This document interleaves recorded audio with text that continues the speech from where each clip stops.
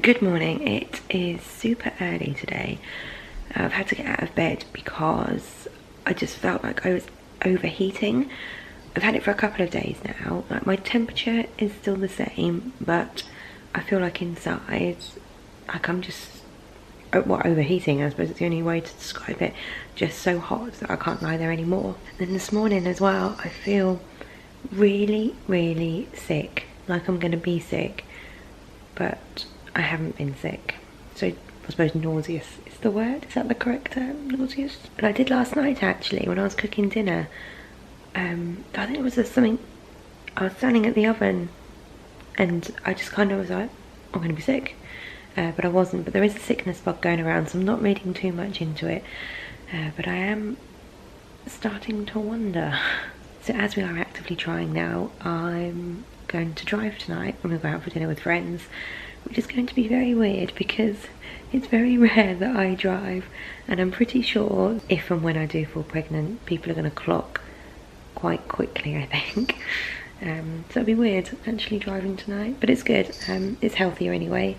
Healthier for trying to conceive, healthier for me in general. So yeah, looking forward to tonight. Just hope this nauseous past a little bit now, but I'm hoping that it doesn't come back. Yeah. God, I just feel so hot and I don't know why. It's really weird. I'm sure it's just a bug that's going around, but kind of wanted to document it on here anyway, just in case. Yesterday I was getting a lot of nausea, and then today I've been getting this really weird pain in my right hand side. It's really localized and it's kind of just inside my hip bone, maybe a little bit further inwards. It's a pain I've not really had before. It's almost like a stingy pain, and it's there for about, like, maybe comes and goes in waves over the course of 5 minutes, then it'll go again completely, and then it will come back again. So I don't really know what that is. I had a bit of a Google, and I know that it's terrible, you shouldn't really do that because it just kind of gives you all sorts of false information. I know you can read into things in different ways. And one of the things it came up with was implantation pain. So when the egg rolls down, some women can receive pain kind of as an implant, which would be absolutely amazing if that was the case. I think it said like 21 days after period, so which is today. So fingers crossed that's the case. I'm not going to try and read too much into it, but it's just really interesting just to do some research, and if that is the case and that actually happens. But yeah, so I'm feeling a little bit better today. I don't feel sick today, which is nice, and I was still burning up a bit this morning before I got out of bed, but nowhere near like I've been the last few days. So thinking maybe I just caught a bit of a bug. I'm not sure, but so there's not actually been any sickness or anything. It's far too early for that if I am lucky enough to have fallen pregnant this quickly, but we'll see. I shall keep you updated. So Scott went to Boots and picked me up some ovulation tests, or the little test strips. I think they're about £5 or £6 for 5 of them, but it was just before Christmas, so I've been kind of trying them. We want to get pregnant, but we're not at the stage where we're obsessed about it. It'll happen when it'll happen, fingers crossed. What I am really interested in is the whole process. Not the lovemaking, I get that, I know how that works. Just the kind of whole coming off of the pill, hormones, internally, how it works. I think the whole thing is fascinating.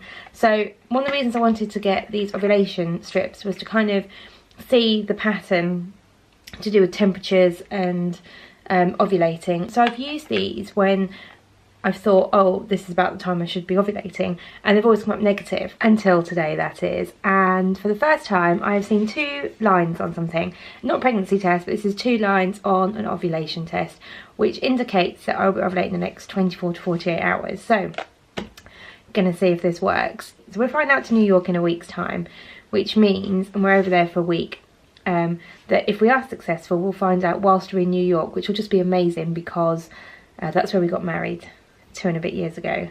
But yeah, very excited to be seeing this because I haven't tested positive on an ovulation strip at all, so that's the first time. So that's a positive and a step in the right direction.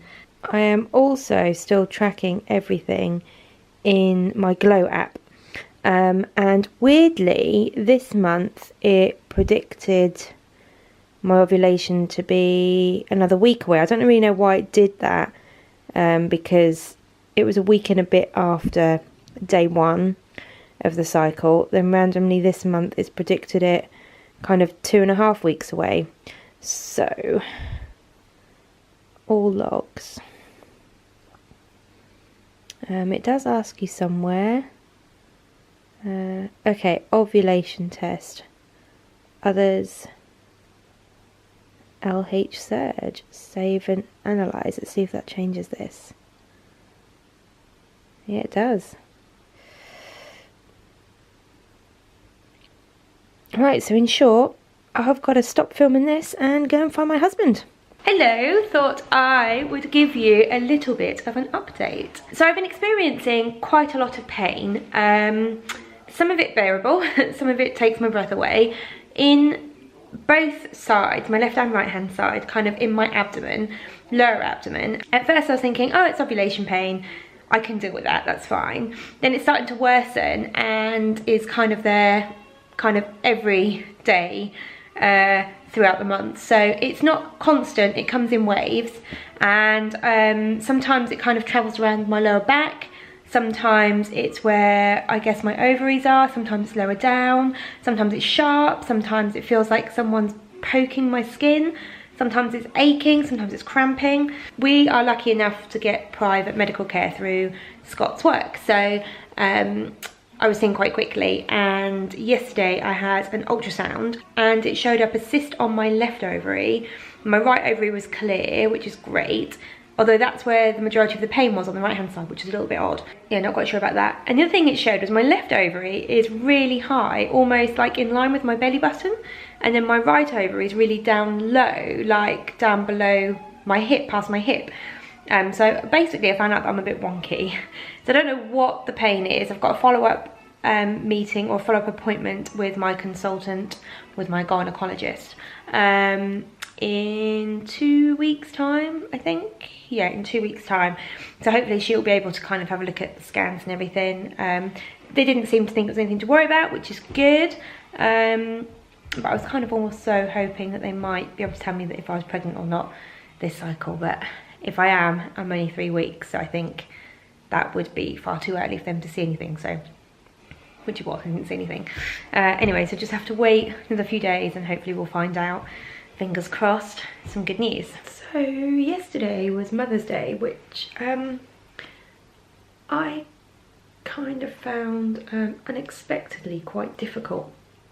I didn't expect to kind of feel emotional in a negative way yesterday, but I did, and it kind of took me by surprise a little bit. And then last night, I don't know, maybe kind of subconsciously I knew I am regular as anything with my periods, and this month kind of second day late.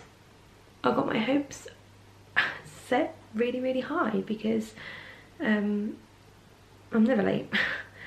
So thought kind of deep down that I was pregnant, and then about 11 o'clock last night realised that I wasn't. My body told me I wasn't. So yeah, October, November, December, January, February, March. So that is 6 months now, and it's the first time I've kind of really felt not stressed, but really felt it, if that makes sense, like feel emotional about it. We'll get this brushed off and then we'll get focused on other things, and hopefully it will happen for us at some point soon.